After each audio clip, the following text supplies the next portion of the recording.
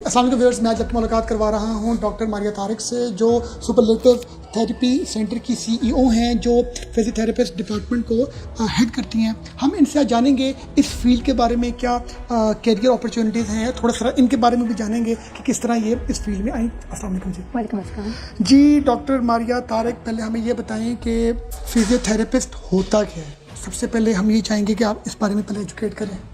Physiotherapy एक field है जो मेडिकल की फील्ड है।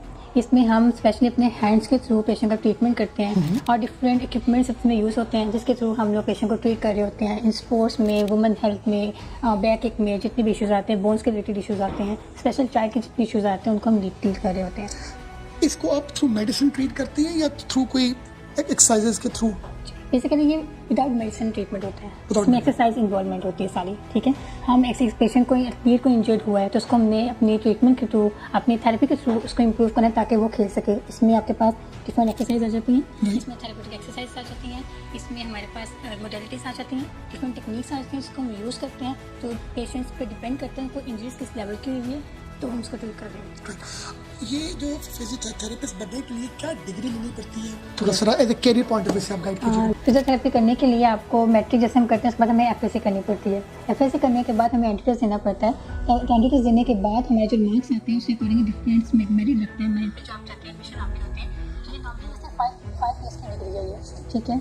और पहले 4 ईयर्स की होती थी, फिर उसके बाद 5 ईयर्स की प्रोग्राम पूरा हुआ डिग्री, और उसके बाद मास्टर्स में इसमें स्पेशलाइजेशन होती है 2 ईयर्स की, और फिर पीएचडी। तो इसमें हमें ग्रेजुएशन करने के बाद मास्टर्स करना ज़रूरी होता है हमारे लिए? मास्टर्स करना ज़रूरी होते हैं ताकि आप एक स्पेशलाइज्ड फिजियोथेरेपिस्ट के बन जाते हैं।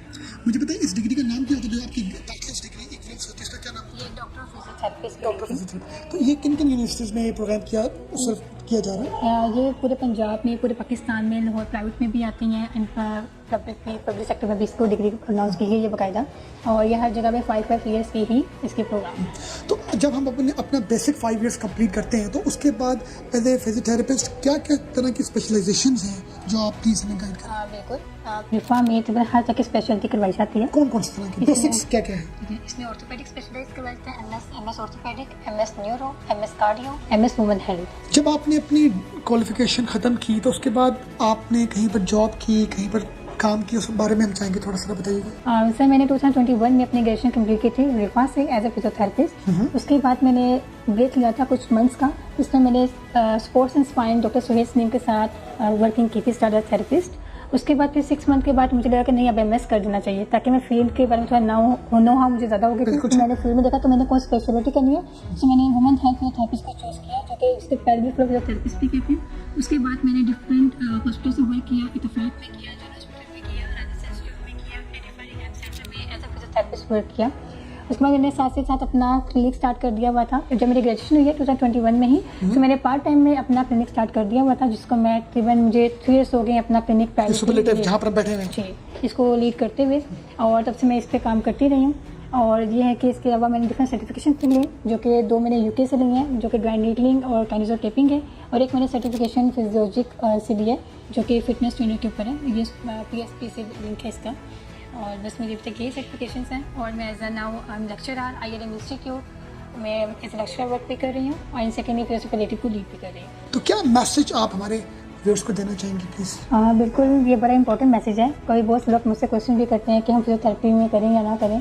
तो मैंने कहता है पहले तो अपना इंटरेस्ट देखें। अब तक सोशल मीडिया इतना ज़्यादा है कि हर जगह हर फील्ड के बारे में जरूर बताया जाता है कि किसका कितना स्कोप है, ठीक है। तो अगर तो आपका इंटरेस्ट है तो आप इस फील्ड को लें, इस फील्ड को करें, इस फील्ड को अपॉर्चुनिटीज़ खुद आप बनाते हैं, ठीक है।